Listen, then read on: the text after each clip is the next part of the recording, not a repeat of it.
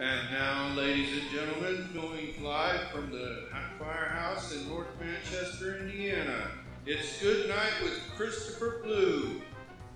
Now, here's your host, Christopher Blue. Hello, and welcome to Good Night with Christopher Blue. I'm Christopher Blue, and tonight, being Tuesday, as usual, is Superhero Night. Before we continue with the episode, we need to ask Drake the wholesome question of the week. Drake? What do you aspire to be in the world? What do you aspire to be in the world? Put your answer in the comments below. So once again, I welcome my greatest superhero pal, Reverb!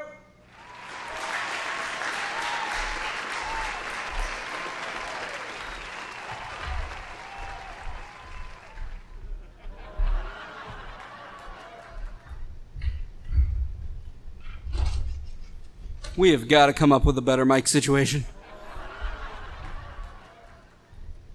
So, last night, Reverb, we pressed a lot of buttons, and we didn't press a lot of buttons. And now we are here tonight. By the way, that's a great shirt. Thanks. Yeah. So it's Weaver, right? Yeah, Weaver. Okay, Weaver. Please get your own Reverb or Weaver shirt at the merch store in the description down below. But I will call you by your actual hero name, Reverb. Tonight, we are talking about a real-life superhero topic that I think is very important.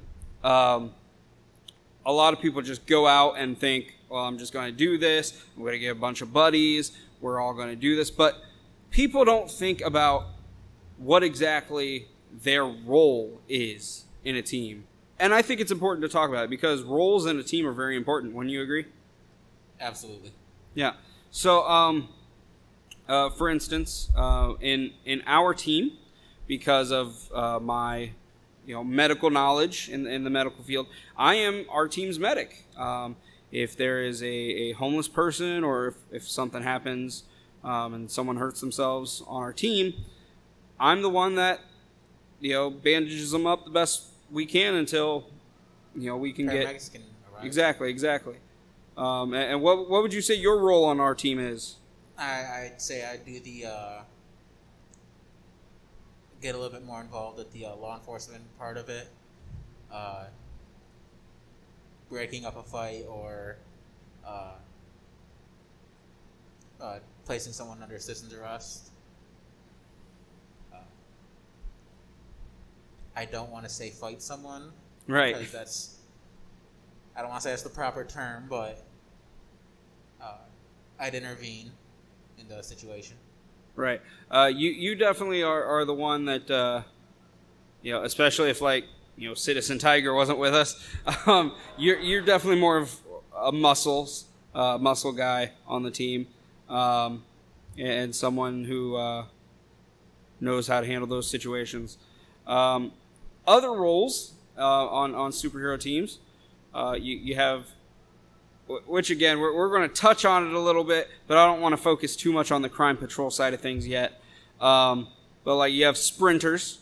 If you have a criminal who's on the run, you have sprinters who can run after them.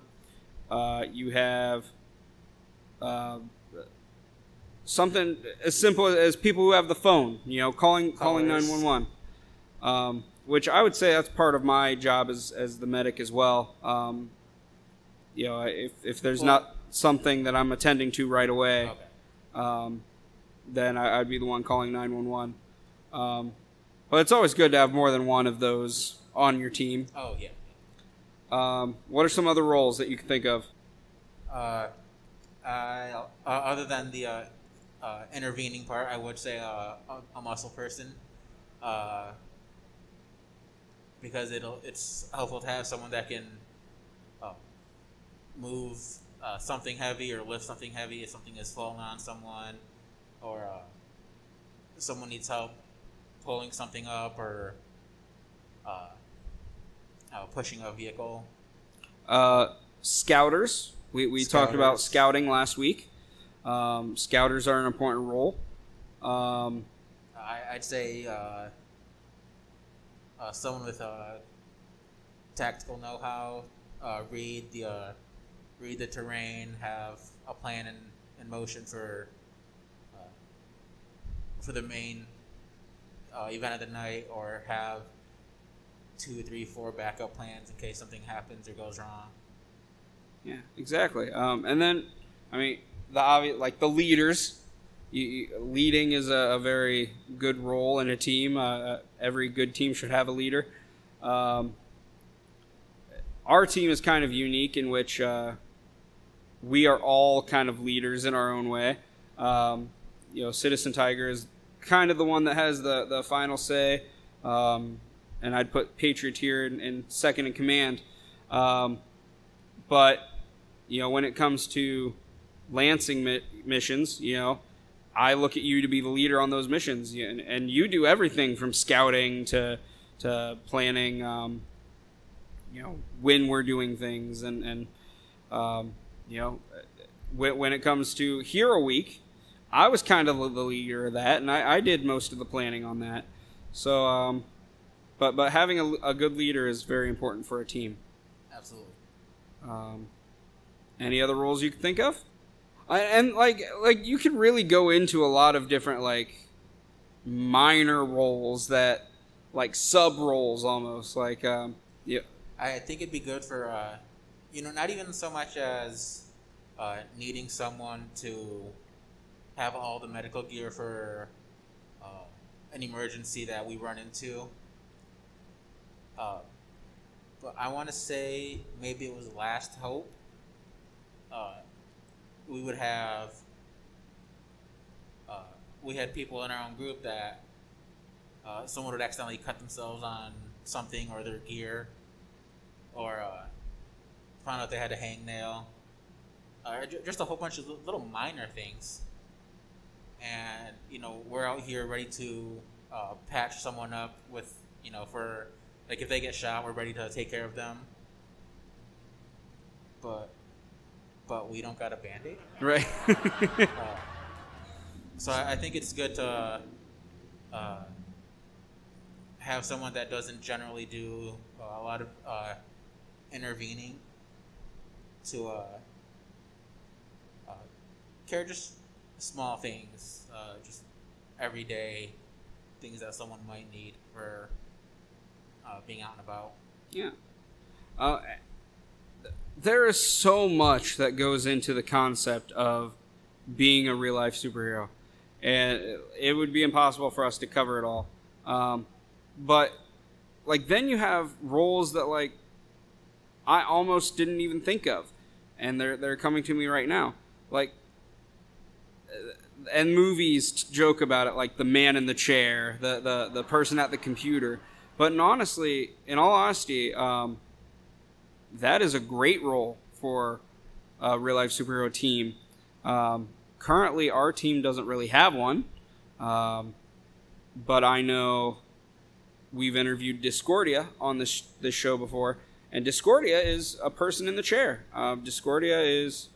not to say that they don't get out and actually participate in those. So when they watch this, they don't call us and yell at us. Yeah, no, definitely. And I'm glad you brought that up. That's not to say that they don't get out and do the mission at all, but they are definitely someone that we look to and can depend on for information on things. Exactly. And the person in the chair typically is someone who has a map on their screen while you're out doing stuff, and says, hey, make a left here, make a right here, someone who's always in your ear.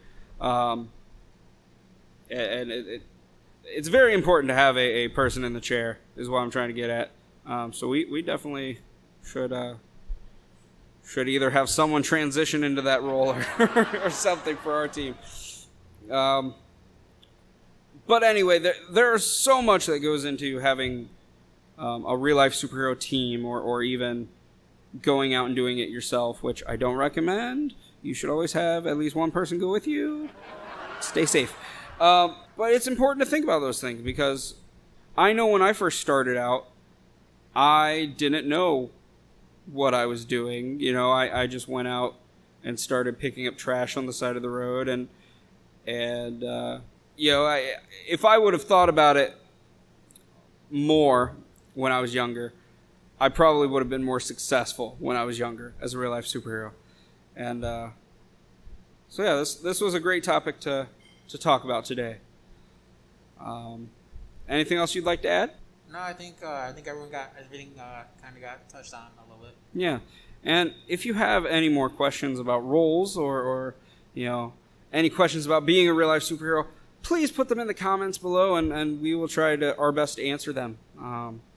I want to reach out to the audience a little bit. So, well, that's our show. Thank you guys so much for liking, commenting, sharing, and subscribing. And don't forget to ring that bell so you get notified when we upload new content. Until next time, good night, my sweet baby angels. I'll see you tomorrow.